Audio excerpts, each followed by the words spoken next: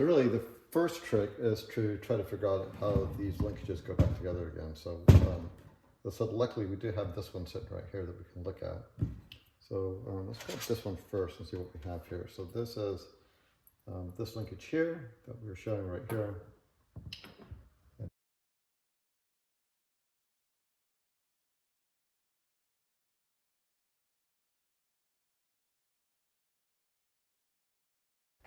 Okay, so after spending about a couple of hours trying to figure out these linkages, I decided that it would be a long, painful video to A, make, and B, watch. So needless to say, it was good that I had the other carburetor to take a look at. Even with that, there was still some bits and pieces that at the end of the day, I'm like, oh, I've got some spare parts. Where do they go? And then I had to go back and figure it out. So anyway, thank goodness aside for not taking the other one apart. Good news is they're all back together again. Looks pretty decent, so it looks a lot better than the old one. So, so I think first steps is we are going to go ahead and install the jet in the carburetor body. So I do have my printed instructions over here, and I've also grabbed the bits and pieces from the rebuild kit. And I guess there's actually left and right specific jets, so you have to make sure you have the right one. So I did not know that. So, okay, good deal. Let's go. So first step, we'll go ahead and get the bits and pieces put in. So it looks like this guy goes first. There is a new washer that I got for my rebuild kit that goes in right behind it. We have a jet locking nut, which is the big guy here.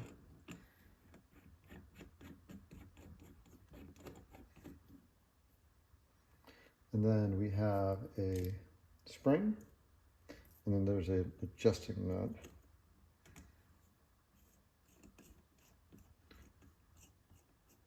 Okay, so that's that. Okay, so let's see.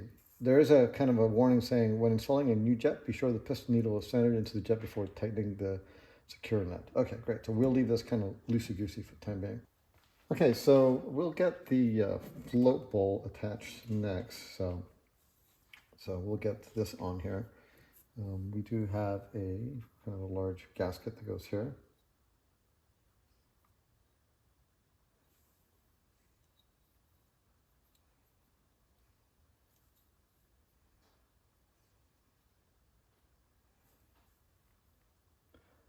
So that goes in. There's a screw that goes all the way through from one end.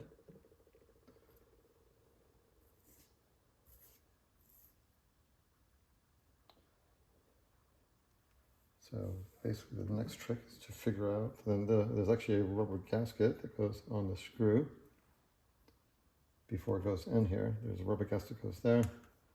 And we'll have to move this slightly to get the screw in. Okay. So we've got that screw in here. Next we have these two pieces. We have this right here. So we've got that gasket in. So the theory is that it should go in here. We'll see.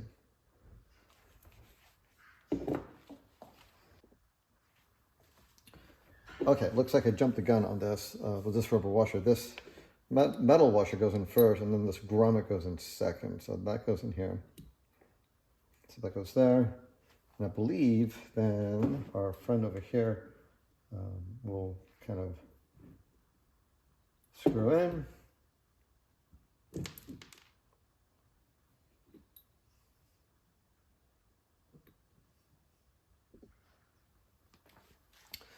Okay, I did get that screwed in there. Did it kind of off camera. It was unreasonably hard. I'm not sure what the deal is.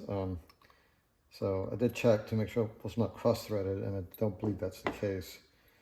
So anyhow, that was not fun. Always not great when you have to worry about you potentially screwing something up, that's for sure. So for our next trick is this will basically somehow go in here.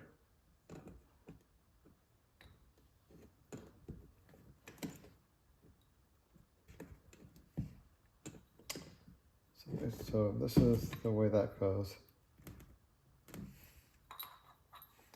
And you know, I'm not quite certain what the heck is going on here, but there seems to be a little yuck underneath my carb. So I'm just gonna put myself on a clean piece of paper here.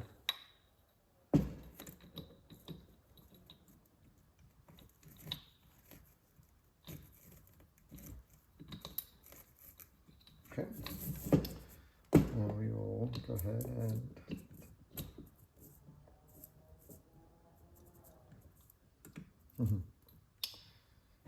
easier said than done, obviously.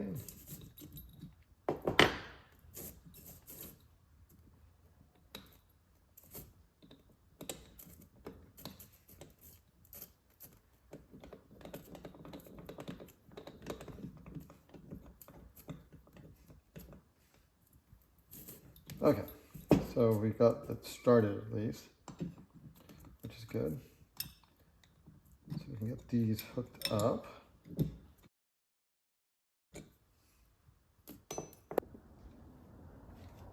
So as far as I can tell, this extra washer that came was the rebuild kit. I don't think we're going to be using. So, because I cannot find a home for it per se. So my assumption at this point in time is that that might be something different. So it falls under the good question department. So we'll put that back in here temporarily. So yeah, I'm not sure because I'm looking at the other carburetor that's not apart yet. There's no washer. This one definitely did not have a washer either. So I'm assuming at this point in time that this one did not have a washer, and then we're just going to put it back together again and see what the deal is.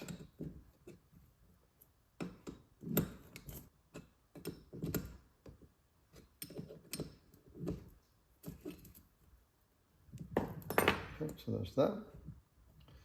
It's on there. Now the theory is, this on here, we should be able to figure out how the heck this silly thing works. And it appears that this silly thing works by going in the back over here. There's a screw, which is somewhere around here. Right here. Screw goes through here and into the dude right there. And if I was really smart, if I was screwed up, which I do, so I guess I am really smart.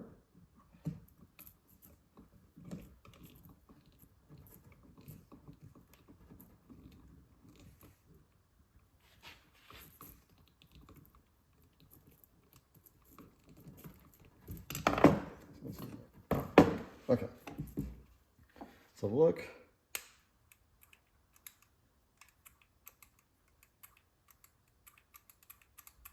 Okay. Bear in mind that I'm in the camera view, so it looks like that should work. Okay, so that's cool. So that's that part. For our next part is getting the float bowl put back in. And actually, I guess we could get the top part of the carburetor put in real quick. So we do have new needle that came with this. So let's have a look what's all involved in putting a new needle in.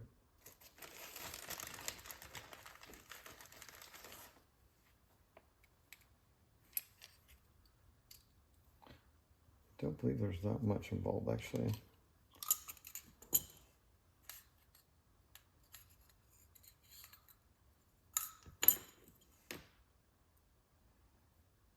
That's the old needle. Goes in. There's a spring that goes on the top of this needle. Goes right here.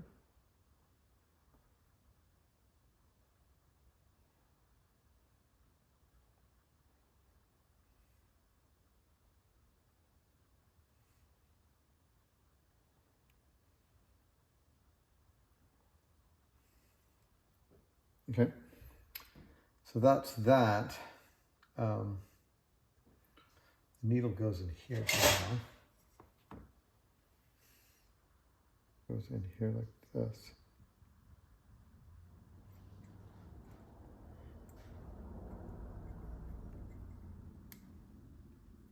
Sec.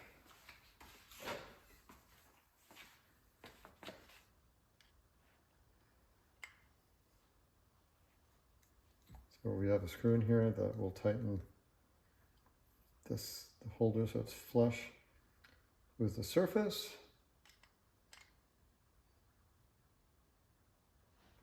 So that's that.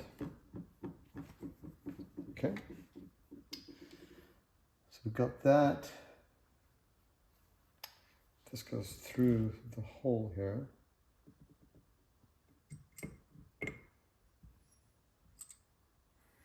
Does help if you line it up correctly.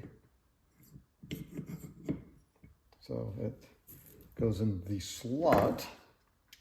So we do have our big giant spring that goes in here. So, and then we also have our friend over here. And it says to add a couple of drops of oil to the what? To the outside. So 2 drops of oil, clean, no oil. So we'll go get some oil real quick. So we'll add a couple of drops of oil as it recommends to that surface. I'm assuming it's just some kind of lubrication deal.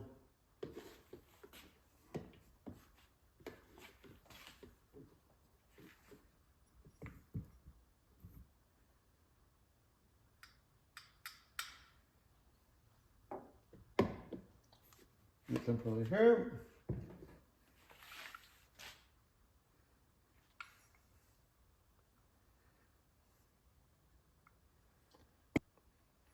Okay, so there's oil on the top. We did that.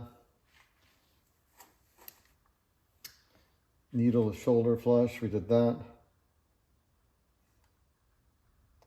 Then this guy goes on after the spring. So the spring. Got a friend here. And then I'm assuming there's only one way this goes on.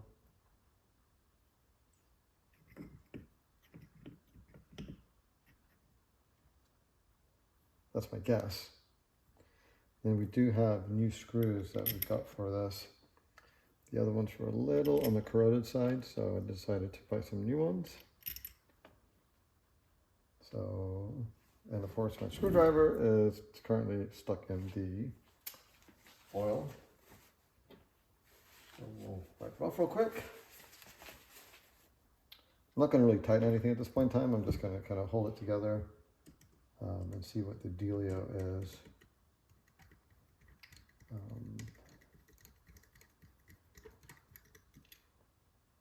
And I think the other thing I'm going to do real quick is after I'm done with this, I'm going to just do a little bit more research and make sure I'm in the good shape, because I, again, not super familiar with these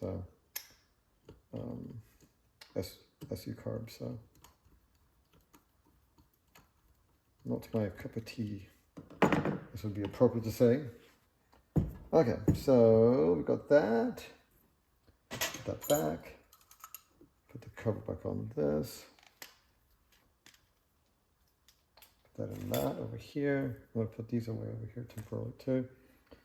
So next step is we have a gasket for the float bowl, which is a external float bowl. It's kind of interesting. Again, kind of a new piece. And so on this particular carburetor, you basically adjust the floats with shims. This one had a shim that was at the bottom, so I'm just going to put the shim back in. So, and here is our float and needle, and then here is our float itself, and we should have this dude right here. to get it done. So, okay, so let's check it out and then we'll get it and put it together. So,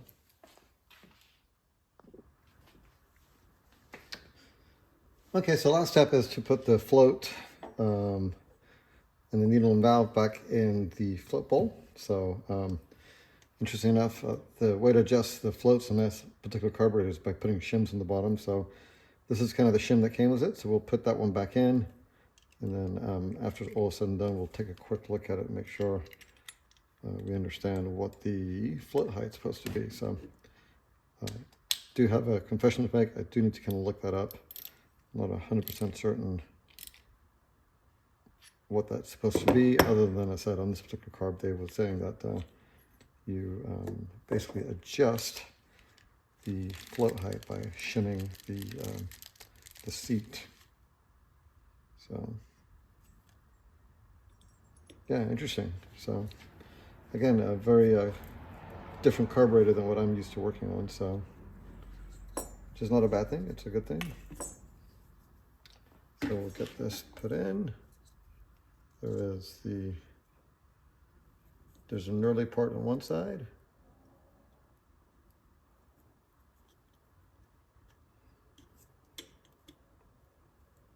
So like that. And then the theory is that you kind of measure somewhere this float height. So I need to take a quick look and look it up real quick, and then I'll be right back. Awesome. Okay, and an hour later, after really messing around, so it turns out that the correct float level, which is measured here, is between an 1/8 and 3/16. So they suggest you grab a drill bit. So this an 1/8 fits, 3/16 doesn't. So that's adjusted, but the washer that was in there previously was not making it. It was actually way higher than that, and no amount of fiddling and filing, whatever, was getting it. So I'm going to basically rob Peter to pay Paul on this one. We will see what, I took a really fine washer out of the other carburetor. I'll put it in here so everything works nice. And so we'll just push it forward on that one. So I'm going to put this little thing with the other carburetor, and we will finish putting this one together. So a little hokey, I realize, but at this point in time, it's like, okay, let's get her done. So, okay, so we'll get the gasket on here. Let's see, I'm assuming it's only one way that this goes on.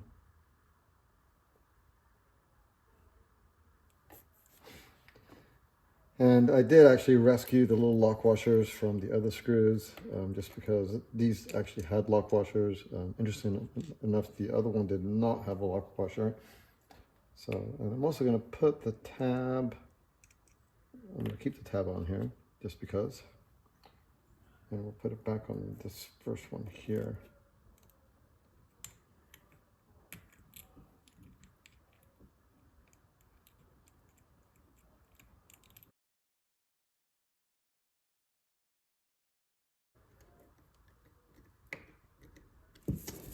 Okie doke, so we'll give it a last kind of quickie tightening over here.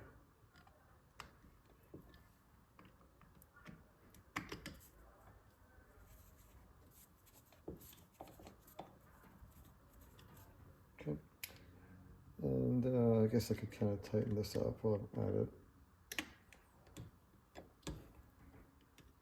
Nothing too horrendous.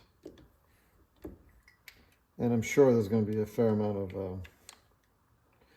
of adjustments that may end up having to happen on this after all said and done. Okay, so voila, one of the carbs is pretty well done. I mean, I said I still got to tighten this up a little bit. Actually, I guess I got to tighten it up a lot. So I still need to sort this out, but I said I'll do that when I do the other one. So, so we'll go revisit. I'm not going to do a video on the second carb. I think one's enough. Although I will show how the super cool cleaner works, just for fun. So okay, good. So that is it for the carb rebuild. And as I said, we'll show a quick clip of how the parts get cleaned up on the second carb and call it a day. Good deal. If you like this video, hit subscribe and give us a big like down below. Thanks for watching.